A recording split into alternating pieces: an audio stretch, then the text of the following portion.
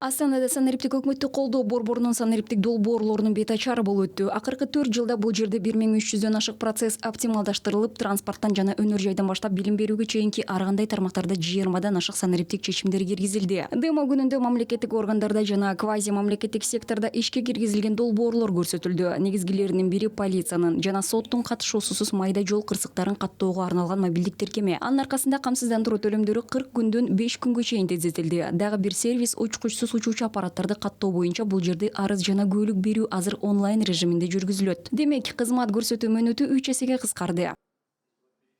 On the daily basis, we monitor more than 300 information systems.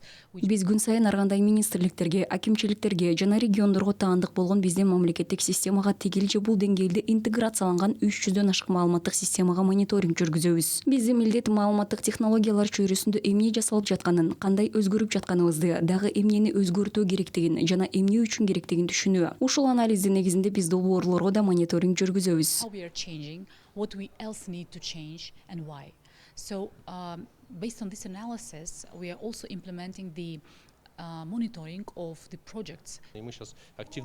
Биз азыр региондорду санариптештирүүгө жардам берүү үчүн активдүү иштейбиз. Бирок региондорду санариптештирүү боюнча белгилегичү нерсе биз өзгөчөлүктөргө көңүл бурабыз. Мисалы, бул Костанай облусу болсо, анда ал жерде агро өнөр жай комплекси же автомобиль өндүрүшү өнүгөт. Демек, багыт эгерде бул Караганды болсо, анда Караганды бул металлургиялык кластер. Ал жерде эмгекти коргоо маселелери бул абдан маанилүү, өндүрүштү өнүктүрүү керек. Биз муну кантип жакшыртуу керектиги боюнча сунуштарды беребиз. Тармактын министрликтери менен биргеликте муну кантип жакшыртууну ойлонобуз. Отраслевыми министерствами, будь это Министерство промышленности, улучшить.